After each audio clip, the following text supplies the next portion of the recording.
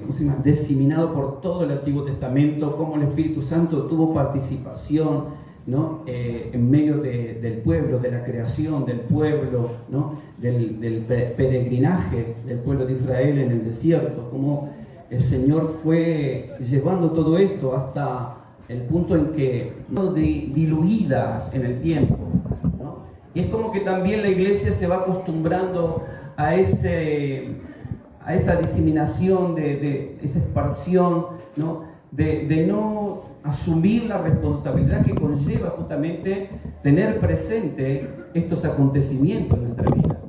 Lo tenemos que tener muy presente, porque el Pentecostés es un momento realmente muy, muy clave para la vida de la iglesia, y en especial manera en este tiempo, porque si bien fue un acontecimiento histórico, una profecía que se cumplió en el tiempo de Cristo, luego de la resurrección, cuando el Señor fue crucificado, ¿sí?, también tiene un matiz profético. La fiesta del Pentecostés, ¿sí?, es la fiesta donde el Señor va a levantar a la iglesia, proféticamente, donde el Señor va a venir a tomar a la iglesia, las primeras gavillas, ¿no?, la primera siembra, como se dice, ¿sí?, de aquellos que se consagraron, estuvieron en la presencia del Señor, ahí luchando hasta el final, ¿no? Es en el arrebatamiento. Y estamos en el vislumbre de ese momento, ¿no? No sabemos cuánto tiempo pueda llevar para que se manifieste, pero estamos ahí. Y por lo tanto, nosotros justamente tenemos que tener bien en claro qué es el Pentecostés para nosotros. Y si vamos a la Biblia, vamos viendo ahí que poco después de que el Señor Jesús ascendió a los cielos y dejara este mundo, Él terminó su presencia física, ¿sí? Y ese evento histórico que ocurrió, ¿no?, marcó la humanidad. Pero también el Señor también nos da un lugar especial, porque Él habla de esto, de que Él tenía una continuación. Luego de la ascensión, el Señor prometió enviar a alguien, ¿no? Entonces, quería leerles algo acerca de lo que dice, por ejemplo, un comentario protestante que dice así: respecto a la naturaleza humana de nuestro Señor Jesucristo, ya no está presente entre nosotros, pero respecto a su naturaleza divina, Él aún está con nosotros, ¿no? Él permanece con nosotros, Él está presente en cada una de nuestras vidas. Saben que los discípulos se habían puesto muy tristes cuando el Señor les decía a ellos, ¿no?, que ya le quedaba poco, que el Señor iba a partir, ¿no? Pero el Señor les promete, les asegura, ¿no?, les da la promesa de que Él no los dejaría huérfanos, ¿eh? Y esa es la alegría para que ellos se mantuvieron en esa alegría, se sostuvieron en esa palabra y empezaron a caminar, ¿no? Lo que los motivó a tener la esperanza de esperar aquello que Dios les había prometido. Entonces el Señor les dijo, no os dejaré huérfanos. Y también les prometió: he aquí, yo estoy con vosotros todos los días hasta el fin del mundo, ¿no? El Señor les promete estas palabras, y esto es lo que nosotros tenemos que comprender, la importancia del término justamente en esta mañana del Pentecostés, ¿no? El Pentecostés nos marca el tiempo de la redención del pueblo cristiano, nuestras vidas. Entonces, tenemos que ir a la Biblia, y ahí vamos al libro de Hechos, capítulo 2, verso 4 en adelante, donde comienza este mover. Dice: y fueron llenos del Espíritu Santo y comenzaron a hablar en otras lenguas, ¿no? La promesa del Señor se estaba cumpliendo, manifestando, dice aquí, y comenzaron a hablar en otras lenguas, según el Espíritu les daba que hablasen. Aquí cuando dice lengua es idiomas, estaban hablando idiomas. Así como hay idiomas en el mundo hoy por hoy, aquí dice que los que estaban en el aposento alto recibieron la capacitación de hablar nuevos idiomas. Ellos eran galileos, ellos hablaban un dialecto, ¿no?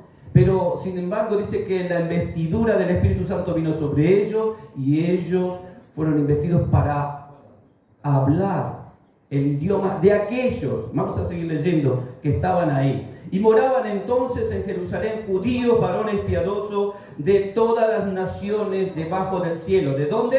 de todas las naciones debajo del cielo.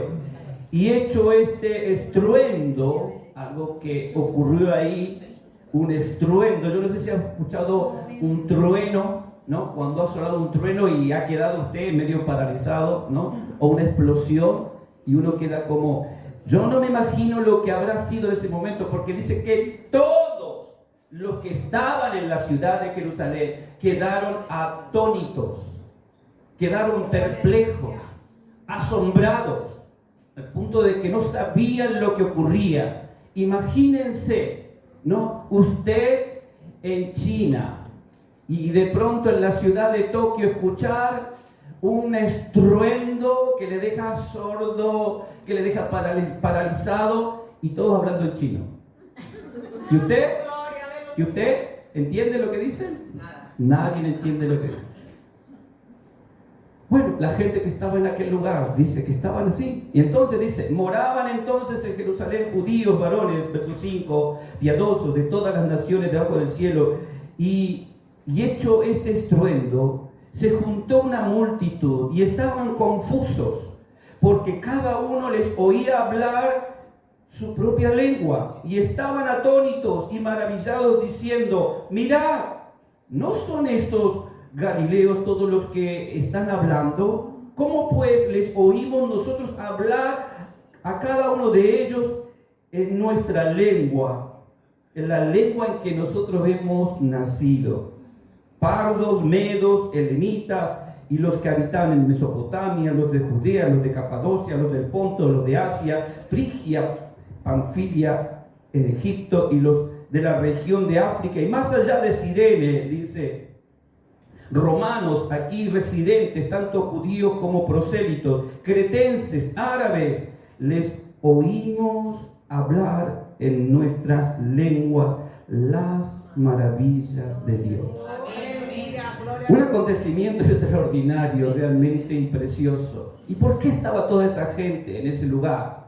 ¿Por qué estaba toda esa gente de todas partes del mundo? Habían venido a Jerusalén. Jerusalén era el centro de todo lo que ocurría en aquel entonces, ¿no? Podemos decir que Jerusalén es donde Dios tenía los ojos puestos en ese momento, ¿no? Dios estaba ahí obrando de una manera realmente maravillosa. Y en el momento dice que toda la gente que venía, judíos, venían a adorar al templo de Jerusalén, venían a traer sus sacrificios, sus ofrendas, porque era tal, ¿no? el conocimiento de Dios a nivel mundial en aquel entonces, que todos venían, ¿no? a rendir, ¿no? a traer sus ofrendas y todo lo que ellos hacían ahí en Jerusalén. Pero claro, cada uno venía desde su propio país, de su propia lengua, y hacían lo que hacían conforme, ¿no? Ellos entendían lo que estaban haciendo. Ahora, estaban ahí porque Pentecostés es una fiesta, y es una fiesta que Dios ordenó al pueblo de Israel. El Señor le dio ordenanza. En el libro de Levítico, capítulo 23, encontramos cómo el Señor les ordena, les enseña al pueblo de Israel, luego de que ellos salen, ¿no? de la esclavitud de Egipto, ¿no? y son llevados a la tierra prometida. El Señor los estaciona en un lugar y los capacita, les habla al pueblo de Israel, ¿no? Y ellos ahí reciben todas las instrucciones de cómo debían ser como pueblo de Dios para con Dios y para con los hombres.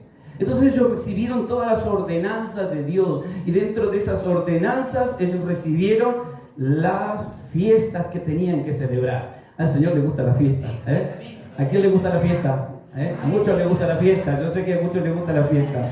Y cuando ellos estaban ahí, celebraban con el motivo de reconocer, porque cada una de las fiestas representaba no solamente la protección divina de Dios, no, el rescate de Dios, la fiesta del Cordero, ¿sí? La fiesta de la Pascua, que es la fiesta del Cordero, cuando ellos son libres en Egipto, ¿no? Y el Señor les manda, ¿no? a comer un cordero, un asado, una barbacoa, y con la sangre pintar el dintel de sus puertas para que ellos pudieran salir hacia la tierra prometida.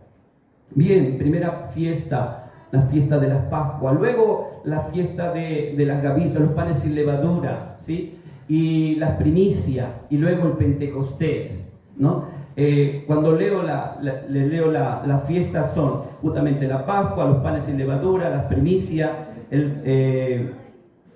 las primicias, el Pentecostés, la fiesta de las trompetas, el perdón y la expiación, ¿sí? Y la fiesta de los tabernáculos, es el procedimiento cuando ellos estuvieron caminando por el desierto, cuando fueron esclavos, ¿no? Llevados ahí a Babilonia. Dice la fiesta de los tabernáculos. Los tabernáculos eran las carpas donde ellos hacían, ¿no? Las tienditas donde ellos vivían cuando iban caminando en ese desierto. Y cada una de estas fiestas era un recordatorio de todas las obras que Dios había hecho en la vida del pueblo de Israel. Ahora bien, nosotros estamos viendo desde aquel comienzo, ¿no? Desde el momento aquel cuando el Señor comienza a dar las ordenanzas, la fiesta del Pentecostés, comienza luego entonces, luego de aquel momento crucial donde el Señor los salva al pueblo de Israel para llevarlo a la tierra prometida. Y ahí comienza este mover, este ejercicio del pueblo de Israel a tener que empezar a vivir esto. Claramente que cada una de las fiestas simboliza también la obra de Cristo, como decía recién, ¿sí? El Cordero es Cristo mismo, el Cordero que quita el pecado del mundo, ¿no? Él fue el último sacrificio para la humanidad, para que a través de Él todos tengamos, ¿no? La salvación, ¿sí? Entonces, la fiesta del Pentecostés recuerda eso. Es un momento especial porque la fiesta de Pentecostés también recuerda el momento inicial del pueblo de Israel, el momento inicial de la iglesia en los tiempos del Nuevo Testamento. Sí, el Pentecostés es un momento donde tenemos que recordar situaciones y momentos especiales que contribuyen a nuestra vida para el crecimiento, ¿sí? Y el conocimiento de nuestro Señor. Entonces, cuando vemos aquí la fiesta que el Señor ordena al pueblo de Israel, vemos que tienen una importancia especial. No solamente eran fiestas, sino que era la solemnidad a Dios, reconocer quién es Dios, ¿no? Exaltar a Dios, ¿no? Adorarlo a Él por lo que Él es y alabarlo por las obras que Él ha hecho, ¿no?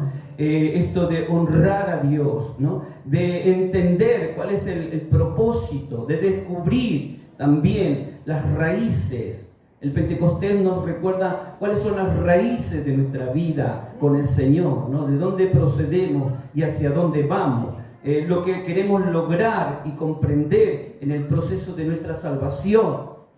El Pentecostés nos lleva a todo esto, ¿no? Y es una relación profunda que también nos permite tener al recordar el momento del Pentecostés, porque el Señor nos llama a tener un encuentro con Él. El Señor nos llama a ser llenos de su Espíritu. Como decía, los discípulos estaban tristes, ¿no? Y el Señor dijo, no os dejaré huérfanos, ¿no? El Señor continuamente marcó algo que iba a trascender en el tiempo hasta los días de su retorno, ¿no? Entonces, mira que está a tu lado y decirle, no estamos solos, ¿eh? No estamos solos, el Señor está con nosotros, ¿eh?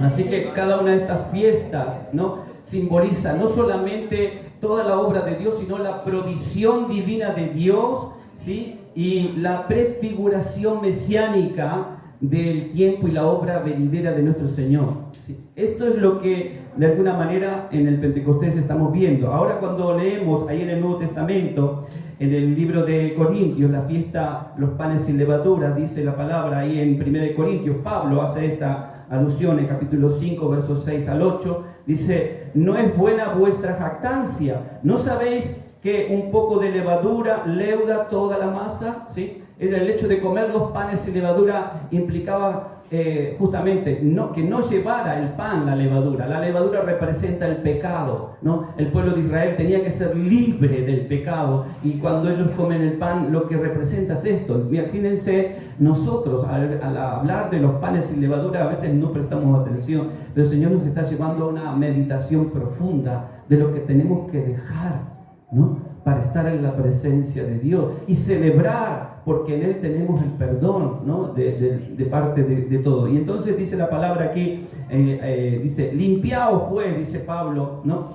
De la vieja levadura, para que seáis nueva masa, sin levadura como sois, porque vuestra Pascua, que es Cristo, ya fue sacrificada por nosotros. Así que celebremos la fiesta, no con la vieja levadura, ni con la levadura de malicia y de maldad, sino con los panes sin levadura y de sinceridad y de verdad. ¿Sí? Nos lleva el Señor a refrescar nuestra memoria, esto de limpiarnos. Es un trabajo. Como decía el jueves, la santidad conlleva un trabajo, y el trabajo nos corresponde a nosotros, de separarnos de aquello que nos contamina, de aquello que está influenciándonos, de aquello que no nos lleva a buen camino. La santidad es una tarea que Dios ha dado a la iglesia. La iglesia tiene que entender cuando la palabra de Dios dice: sé santo porque yo soy santo. La palabra del Señor nos invita. Ese ser implica que yo tengo que trabajar por mi persona, ¿no? Para que todo lo demás también tenga un buen efecto. Ahí cuando vemos en la palabra, vemos justamente esta fiesta, la fiesta de la primicia, ¿no? Que dice ahí en Levítico capítulo 23, 9 al 14, dice: y Jehová habló a Moisés diciendo: habla a los hijos de Israel y diles, dice, cuando hayáis entrado en la tierra que os doy, dice, seguid su mies, y traeréis al sacerdote unas gavillas por primicia de los primeros frutos de vuestra siega, y el sacerdote las mecerá a las gavillas delante de Jehová, para que seáis aceptos en el día, dice, y en el día siguiente del día de reposo las mesará. Y el día que ofreciereis las gavillas, ofreceréis un cordero de un año sin defecto en holocausto a Jehová. Su ofrenda será 2/10 de efa de flor de harina amasada con aceite, ofrenda encendida a Jehová en olor gratísimo, y su libación será de vino, la cuarta parte de un hin. No comeréis pan, ni grano tostado, ni espiga fresca, hasta este mismo día, hasta que hayáis ofrecido la ofrenda a vuestro Dios. Estatuto perpetuo es por vuestras edades en donde quiera que habitéis, ¿no? Israel tenía que hacer esto. Esta era una ordenanza que Dios le había dado al pueblo de Israel. Hoy la iglesia no tiene la obligación de celebrar estas fiestas. ¿Por qué? Porque en Cristo se cumplieron todas las fiestas. Y si estamos en Cristo, amén, si estamos en Cristo, estamos juntamente crucificados con Él, y ya no somos nosotros, sino es Cristo en nosotros. Somos nueva criatura en el Señor, amén. Siempre y claro, progresando y avanzando, porque las luchas están, y a veces están los tropiezos y las caídas, ¿no? Pero de esas caídas siempre tenemos que levantarnos, porque el Señor está con sus manos extendidas para hacerlo. Así que las fiestas nos recuerdan el cumplimiento de las promesas que el Señor había dado por medio también de nuestro Señor Jesucristo, ¿no? Ahí en Juan dice, capítulo 14, 16, yo rogaré al Padre y os dará otro consolador, dice, para que esté con vosotros para siempre, y que morará en cada creyente, capacitándolo para el ministerio. En otras palabras, es lo que el Señor va a hacer mediante la obra del Espíritu Santo en nuestra vida, ¿no? Entonces, la promesa, ¿no?, del Señor en nuestra vida se hace clara y evidente cuando vemos este mover del Espíritu. Ahora bien, nosotros estábamos recién leyendo acerca de los idiomas que estaban en aquel lugar. Sabe que la Biblia habla, y el libro de Corintios nos enseña, que hay 3 clases de lengua, ¿no? No solamente las lenguas que se hablan, no para edificación personal, sino que también están las lenguas angelicales que Pablo enseña en la carta de Corintios, ¿no? Pero están las lenguas aquí, en primer lugar, estas primeras lenguas que son idiomas, ¿no?, donde Dios permite, ¿no?, la capacitación de los discípulos, ¿no?, donde ellos reciben esa investidura para poder transmitir claramente el mensaje. Fíjense que ellos dicen aquí en el texto que ellos están oyendo con claridad en su idioma las maravillas de Dios. No hay interpretación aquí de lenguas, sino que dice que los que están ahí están entendiendo, como ustedes en esta mañana están entendiendo cada una de las palabras que estoy diciendo. Y eso fue algo maravilloso. Yo no sé cuántos han estado en un lugar donde no se habla su idioma. Yo una vez estuve en Sudáfrica, tuve que hacer transbordo y me quedé ahí varado un día y medio más o menos.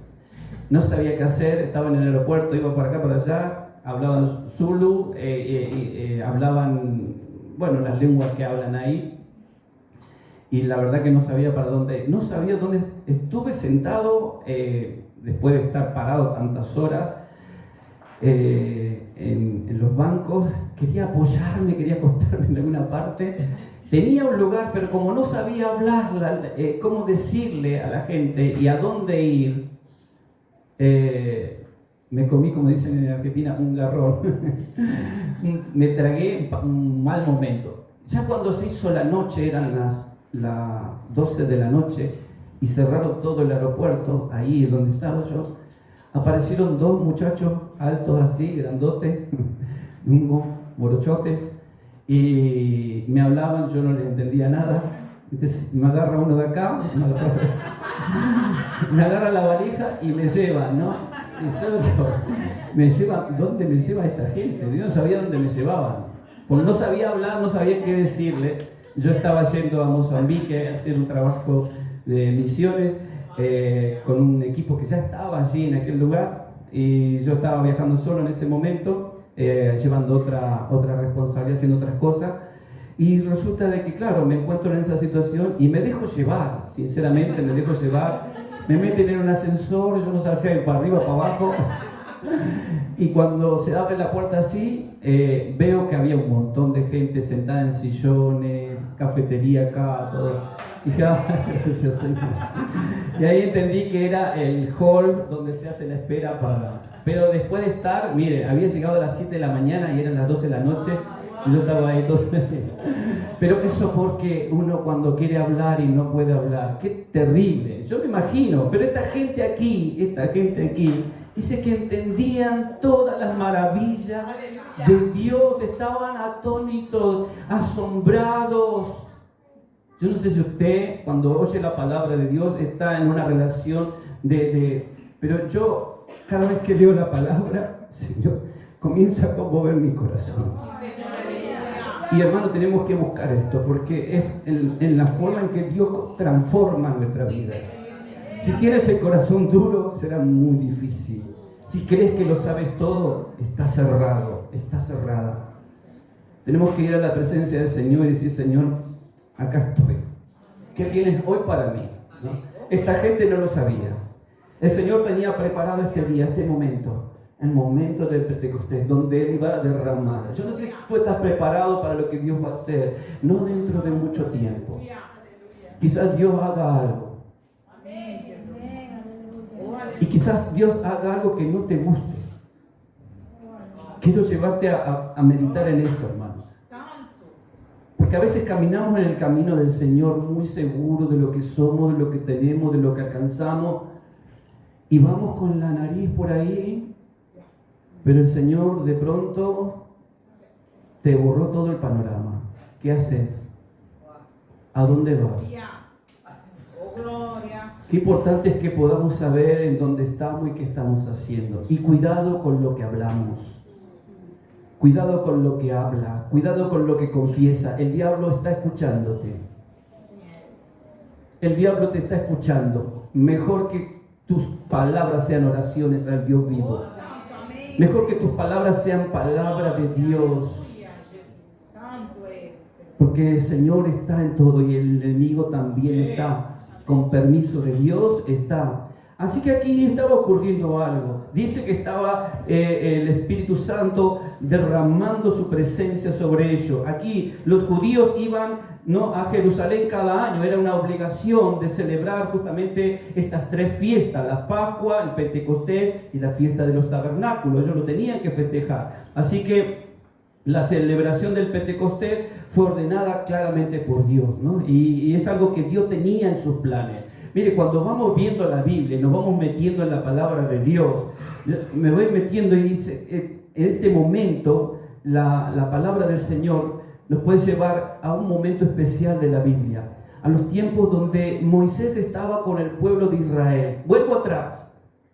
El pueblo de Israel estaba siendo libre. El pueblo de Israel había sido libre del cautiverio, de la esclavitud, de todo aquel flagelo que estaban recibiendo en aquel lugar. Y el Señor los había llevado, les había hecho cruzar, les había mostrado sus maravillas, había abierto el mar. ¿Y qué hacía el pueblo? Se quejaba. Cuidado cuando estés abriendo tu boca con quejas. La palabra de Dios dice en Deuteronomio, habla de que es uno de los pecados que Dios odia, la queja. Cuando tú te quejas, cuidado, hermano. Y a veces nos quejamos, mire, porque la mente es... El diablo sabe también cosas y trae a memoria. Cuando miramos para atrás, hermano, empezamos a usar la memoria y a mirar las cosas pasadas y traerlas al presente. Son solamente para destrucción, si es que no las sabemos usar para decir esto no lo voy a hacer, porque lo que pasó me sirve a mí. A la hora de ver el pasado me sirve a mí para decir lo que tengo por delante no lo puedo volver a hacer, no puedo volver a repetir mi historia adelante. Y así que este pueblo estaba ahí, ¿no?, en este momento. Y dice la Biblia que el pueblo de Israel, el Señor estaba, capítulo 11 de Números, está la historia, es muy larga, pero quiero hacerle la síntesis. Dice que el pueblo de Israel se quejaba y se acordaban, y ellos decían en su cabeza, ¿no? Tenían un pedido ahí en su mente. Dice, ellos no recordaban lo terrible de lo que había vivido en aquel lugar, sino que ellos recordaban. ¿Qué es lo que recordaban? Ellos recordaban las cosas vanas. Dice la palabra, dice que ellos ponían su memoria, dice, se acordaban de los ajos, de los pepinos, de las cebollas. Aleluya, Jesús. Porque allá comíamos carne, ¿no? Cuando usted lee Números 11, le invito a leerlo porque realmente es muy especial ese pasaje, porque el Señor nos muestra en ese pasaje que cuando tú pides algo, Él te lo va a dar. Cuidado con lo que le pides a Dios. Ellos le pedían, se habían cansado de comer maná. Dios les había dado maná. Claro, comían maná a la mañana, comían maná a la tarde, comían maná al mediodía, comían maná a la noche, en el desayuno, en la merienda, en el almuerzo y en el bocadillo, y de todas las formas había y por haber. Porque ellos comían maná, era lo que Dios les tenía, era la comida balanceada para poder sostenerse en el lugar, en el hábitat en el que estaban, ¿no?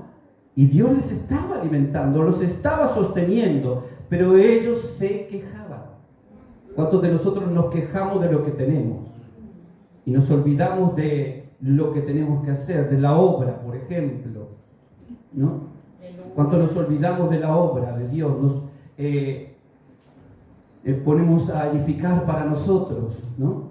Sin olvidarnos quiénes somos y para qué estamos como iglesia, y cuál es nuestra misión y nuestro objetivo, hacia dónde vamos y de lo que Dios nos va a pedir cuenta. Pero a veces nos quejamos porque no tengo esto, no tengo esto, no tengo esto, no tengo esto y no tengo esto. Y saben que eso cansa, hermanos. Hermanas, no se acuerden del pasado. Porque yo siempre digo que las hermanas siempre tienen una memoria terrible, no del pasado. Se acuerdan de todo. El hombre por ahí se mandó una y al rato ya se pasó, se olvidó, ¿no?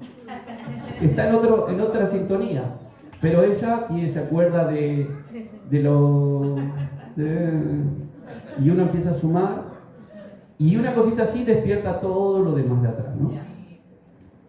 Claro, Dios hizo a la mujer sensible, ¿no? Pero cuidado de aprovecharse de eso, hermanas. Cuidado, es peligroso, Dios nos va a pedir cuenta. Quienes se quejan, quienes están trayendo el pasado adelante para justificar sus obras, realmente es peligroso la presencia de Dios. Dios aquí está con este pueblo y está viéndolo. El Señor estaba enojado, Moisés estaba enojado.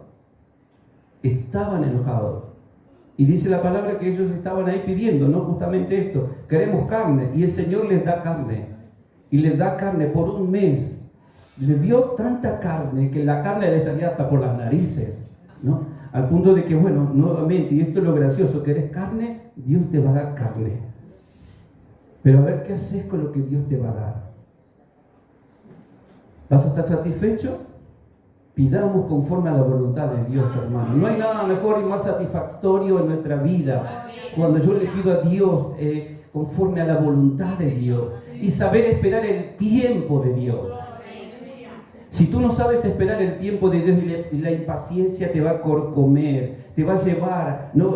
Cuando estamos estancados, detenidos, mire, trabaja la cabeza, los pensamientos se pueden.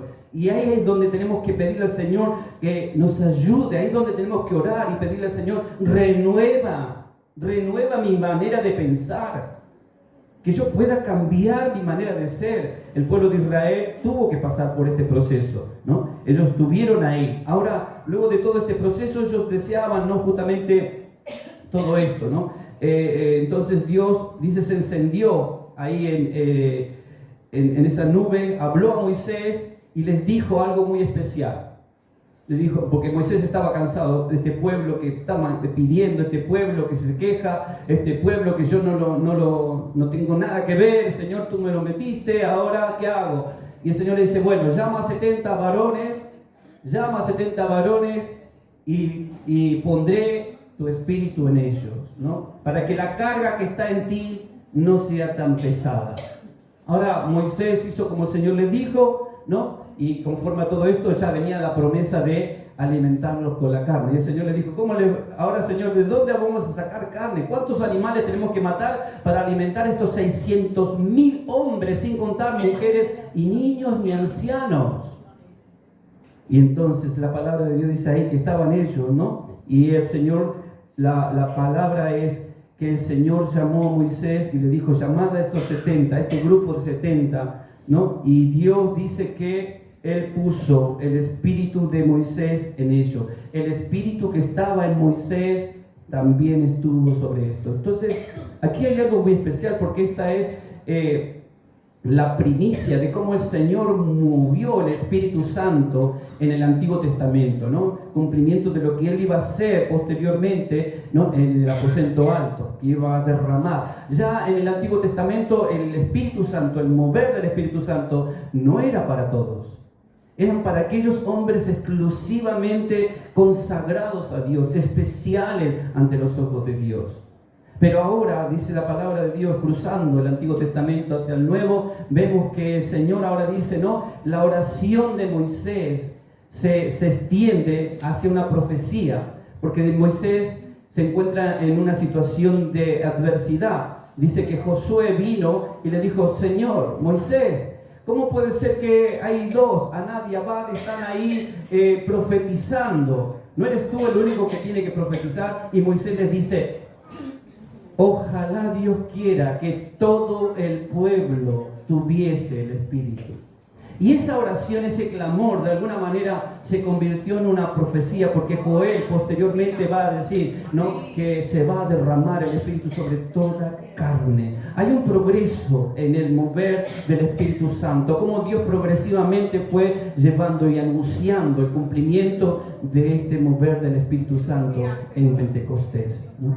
Ahora llegamos al momento del cumplimiento de la profecía. Joel, ¿no?, habla en estas palabras y dice el profeta Joel, y acontecerá que después de de esto derramaré mi espíritu sobre toda carne, y profetizarán vuestros hijos y vuestras hijas, y vuestros ancianos soñarán sueños, y vuestros jóvenes verán visiones, y también sobre los siervos y sobre las siervas derramaré mi espíritu en aquellos días. El milagro de Dios no se estaba llevando a cabo, se estaba llevando a cumplir en el momento justamente cuando el Señor viene, ¿no? Y miles de años después, bueno, vemos que en el aposento alto esto ocurrió. Llegó el momento en el que los discípulos estaban reunidos juntos ahí en la fiesta de Pentecostés. Ellos estaban siguiendo las ordenanzas de Cristo porque el Señor les había dicho: no os mováis hasta que venga sobre vosotros el poder del Espíritu Santo. Y cuando haya venido el poder del Espíritu Santo, me seréis testigos en Jerusalén, en Judea, en Samaria y hasta lo último de la tierra. Y ahí fue el mover y empezó a moverse. Los discípulos recibieron esa investidura y juntos estaban orando, ¿no? Ahora, el mover del Pentecostés, la obra del Pentecostés en la vida del cristiano, nos debe de hacer reflexionar, hermanos, nos debe de hacer meditar y de querer tener lo que el Señor promete a aquellos que le piden al Señor. El Señor quiere moverse en nuestra vida. El milagro, la realidad, la manifestación del Espíritu Santo es para todo aquel que quiere. Si no lo tienes es porque no lo estás buscando.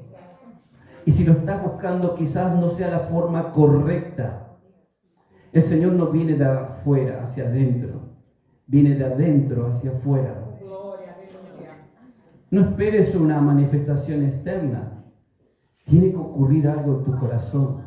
Tiene que transformarse algo en tu mente. La palabra de Dios, si no nos convertimos, porque el Espíritu Santo, el mover del Espíritu Santo es para los que se han convertido, para los que creen, para los que están crucificados juntamente con Cristo. Si tú no estás crucificado juntamente con Cristo, no estás dispuesto a padecer con Cristo. Muy difícil que experimentemos todo esto que la palabra de Dios nos dice. La gracia es tan abundante, hermano, y está dispuesto Dios a hacerlo, pero ¿estás tú dispuesto? ¿Estamos nosotros dispuestos a sacrificarnos? Quizás en este momento algunos están pensando en que tienen otra actividad, otras cosas para hacer, ¿no? Y quizás el diablo está metiendo eso para que tú no entiendas lo que tienes que hacer de aquí en esta semana. Ora, hermano, porque el diablo es astuto. Te va a poner cosas. Cuando quieras orar, te va a poner cosas. Cuando quieras congregar, te va a poner cosas. Cuando quieras hacer las cosas bien, te van a hacer cosas. El diablo es acusador. El diablo es maligno. Es imitador de todas las obras de Dios. Es engañoso. Y muchos son influenciados por eso. Por lo tanto, cada uno de nosotros tenemos que pedirle al Señor: ¿qué espíritu hay en mí? Decirle al Señor: Señor, ponerte a cuenta con el Señor si realmente está ¿qué espíritu está en mí? Si tu espíritu está en mí, haz la obra, Señor. Pídele al Señor que ocurra algo a través de tu vida. Porque fueron todos los discípulos los que estaban orando. Es para los que estaban orando. Los que estaban orando fueron investidos. El Señor no hace acepción de persona. No porque seas hombre, mujer, joven o niño o anciano te va a derramar a Dios, a los que quieren, a los que piden, a los que buscan. Pero a veces estamos envueltos de tantas cosas, hermanos. Y tenemos que centrar nuestras oraciones exclusivamente en el circuito de las promesas de Dios, en el ámbito de las promesas de Dios. Deja de pedir cosas vanas, deja de mirar para atrás. Empieza a mirar lo que tienes por delante en el Señor. Deja que el Señor comience a abrir puertas en tu vida, realmente, porque el poder de Dios lo hace. Dios hace la obra. Tenemos que ser pacientes, tenemos que estar atentos a lo que Dios quiere que hagamos. La palabra del Señor nos invita, hermanos, a estar ahí incursionando en la palabra de Dios, en las promesas, estar en la compañía de gente que busca a Dios. ¿En compañía de quién estás en este tiempo? ¿De gente que busca a Dios? Yo siempre digo que cuando hablamos de las compañías, digo que el borracho busca borrachos. El drogadicto busca drogadictos, ¿sí? Y así sucesivamente. Es terrible eso. El mediocre busca gente mediocre. El chismoso busca gente chismosa. El quejón se junta con otro quejón. Pero ¿qué estamos haciendo, hermanos? Tenemos que pedirle al Señor que nos ayude a que en nuestras relaciones haya crecimiento. Somos invitados a crecer, no a estancarnos. Deberíamos ser una iglesia donde el poder del Espíritu Santo estuviera explotando en esta mañana. La presencia de Dios, la presión del Espíritu. Yo no me imagino ese lugar del aposento alto cuando estaban ahí orando, cómo estaban todos, ¿no? La emoción, la expectativa de lo que estaban viviendo, ¿no? La sensación, perdieron el miedo, perdieron la vergüenza, perdieron todo y comenzaron a testificar las maravillas de Dios. ¿Eso estás haciendo tú? ¿Estamos haciendo eso nosotros? ¿O nos estamos escondiendo? Es tiempo de que empecemos a mostrar quiénes somos. No encubrirnos dentro de un templo. Hermanos, saquémonos la careta. Cuando salgamos afuera, demostremos que somos creyentes, que somos hijos de Dios y que realmente hemos sido sellados por el Espíritu. Dejemos de dar mal testimonio. A veces queremos que Dios nos bendiga. A veces queremos que Dios nos prospere. Pero le robamos a Dios. Le quitamos a Dios lo que a Él le pertenece. Sí. Es que hacemos cosas que a veces no tienen sentido, ¿no? Y nos presentamos delante de Dios como si fuese que venimos delante de no sé quién. El Señor es el Señor. Y tengamos cuidado, por eso dice la palabra nos advierte a estar preparados, a acercarnos al trono de la gracia antes que ocurran las cosas, a que podamos defendernos, tener la armadura de Dios para toda acechanza que el diablo quiera levantar contra nosotros. Y aún así las luchas son fuertes. Por eso en esta mañana, en este día donde se festeja en el mundo, ¿no? En el mundo cristiano, los cristianos consagrados están festejando el Pentecostés, no solamente con una reunión dominical, sino con una celebración, ¿no? En sus vidas, ¿no? De llevar ese mover del Espíritu a donde vayan. Así que el mover del Espíritu Santo tiene que derribar toda posición de orgullo en nuestra vida. Señor, este tiempo, cachetazo tras cachetazo, hermano. Y gloria a Dios. Gloria a Dios. Tenemos que darle gracias al Señor por las pruebas, por los que hablan mal de ti. Tienes que darle gracias al Señor.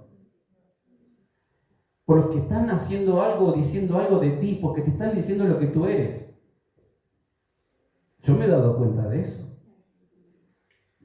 Si alguien te está diciendo algo es porque algo hay.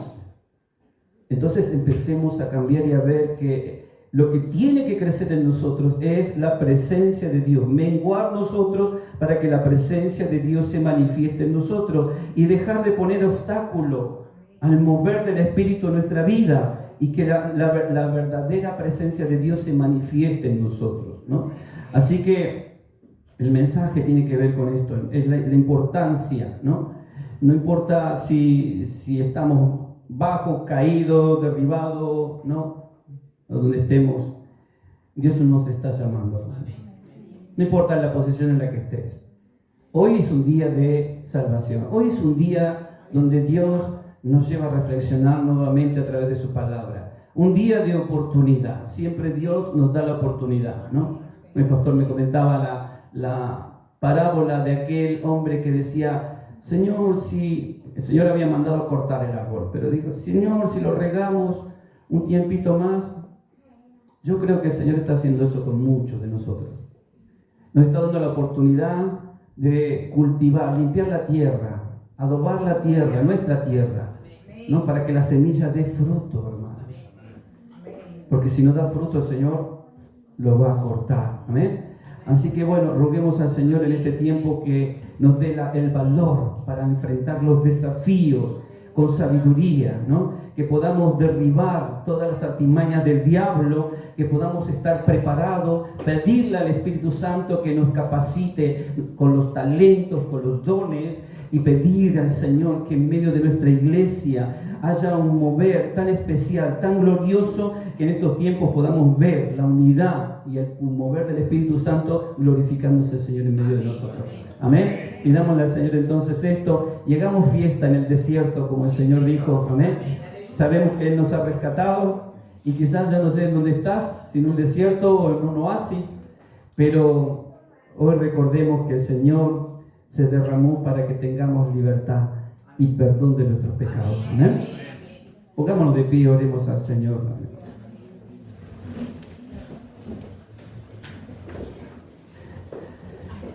Toma la mano al que está a tu lado, si quieres.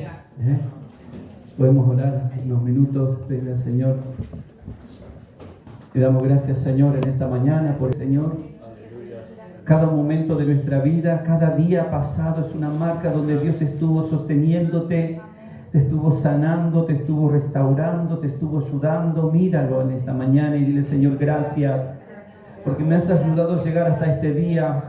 Y sé que me ayudarás, Señor, a seguir avanzando, a seguir alcanzando las promesas que tu palabra tiene para mí, Señor. En el nombre de Jesús, Espíritu Santo de Dios, te alabamos, te bendecimos, Señor, y te rogamos que abras camino donde no hay en este tiempo de una manera especial. Señor, haz la obra, Señor, en nuestros corazones. Nos entregamos a ti, Señor, en adoración. ¿Quieres decirle al Señor: Señor, yo quiero más de ti en esta mañana?